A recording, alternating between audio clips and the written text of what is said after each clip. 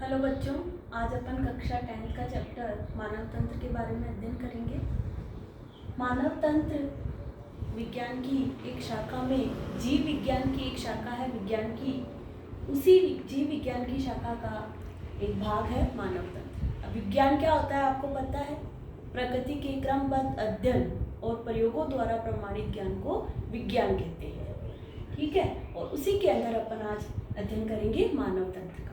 मानव तंत्र के अंदर सर्वप्रथम मानव के अंदर बहुत सारे तंत्र काम करते हैं, जैसे श्वसन तंत्र, उत्सर्जन तंत्र, तंत्रिका तंत्र, पाचन तंत्र।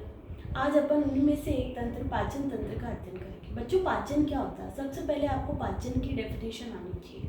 जब अपन भोजन ग्रहण करते हैं तो भोजन के अंदर कार्बोहाइड्रेट, प्रोटीन, लिपिड ये सभी ग्रहण करते हैं। ये जो ग्रहण करते हैं वो जटिल अणु होते हैं। जटिल अणुओं का सरल अणुओं में रूपांतरण क्या कहलाता है? पाचन कहलाता है। जटिल अणुओं का सरल अणुओं में रूपांतरण पाचन कहलाता है और इसके लिए एक तंत्र कार्य करता है जिसे पाचन तंत्र कहते हैं। पाचन तंत्र के लिए हमारे शरीर के अंदर एलिमेंट्री कैनाल यानी आहार नाल कार्य करती है, जो 8 से 10 मीटर लंबी होती है, जिसे मैं आपको चित्र के द्वारा स्पष्ट करती हूँ। देखो चित्र अच्छे से, आप खुद भी आसानी से इस चित्र को बना सकते हैं।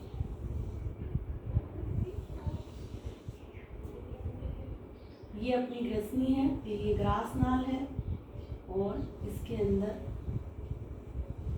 ये जो है छोटी आंत बनाएंगे। इसके अंदर ये मलाशय है जो मलद्वार के द्वारा बाहर की ओर खुलता है। ये अपनी छोटी आंत है।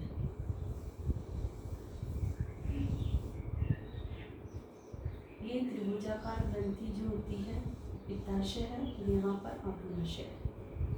ये मुख गुहा है, ये मुख है जो मुख गुहा में खुलता है। ये ग्रसनी है, ये ग्रास नली है, ये अमाशय है, ये अग्नाशय ग्रंथि है,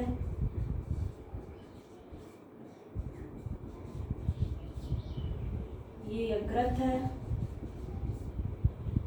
और ये बड़ी आंत है और ये छोटी आंत है और ये मलद्वार है। तो बच्चों, पाचन तंत्र के अंदर कुछ अंग और कुछ ग्रंथियां कार्य करती है। अंग कौन से कार्य करते हैं वो आपको समझ में आए होंगे। मुख जो किसमें खुलता है? मुख गुहा में। मुख गुहा के बाद में आती है ग्रसनी, फिर ग्रास नली, फिर अमाशय, छोटी आंत, बड़ी आंत, मलाशय और मलद्वार। और कुछ ग्रंथियां काम करती है जैसे लार ग्रंथि, यकृत ग्रंथि और अग्नाशय ग्रंथि। अपन मुख की बात करें तो मुख एक गुहा में खुलता है जिसे मुख गुहा कहते हैं।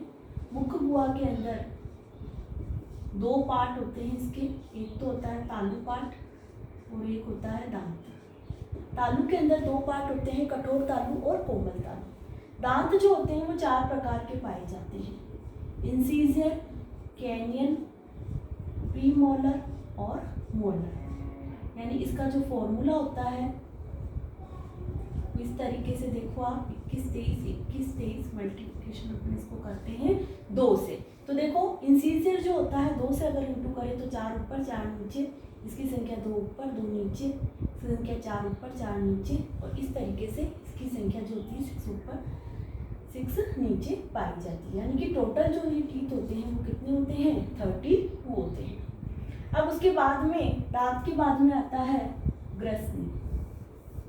ग्रसनी जो होती है कटेरनुमा संरचना होती है और ये जो संरचना होती है वो ग्रास नाल से जुड़ी रहती है। ये मुख गुहा से जो भोजन आता है उसको वापस ग्रास नली में जाने के बाद में वापस उसे मुख गुहा में आने से रोकती है। ये ग्रास नली जो होती है लंबी नली के समान संरचना होती है। ग्रास नली के अंदर एपिग्लोटिस नामक संरचना पाई जाती है। ये एपिग्लोटिस क्या करते हैं बच्चों? इसको घाटी ढक्कन बोलते हैं। जब अपन भोजन ग्रहण करते हैं तो भोजन श्वास नली में ना जाए इससे इस समय ये बंद रहता है। इसके अलावा इसमें वोकल कॉर्ड भी पाए जाते हैं जो ध्वनि उत्पन्न करने में सहायक होते हैं। इसके अलावा आमाशय जो होता है, आमाशय की बात करें तो आमाशय जो होता है उसमें 2 से 3 लीटर आहार ग्रहण किया जा सकता है। और आमाशय के 3 भाग होते हैं, कॉर्डियक, फंडिक और पाइलोरिक।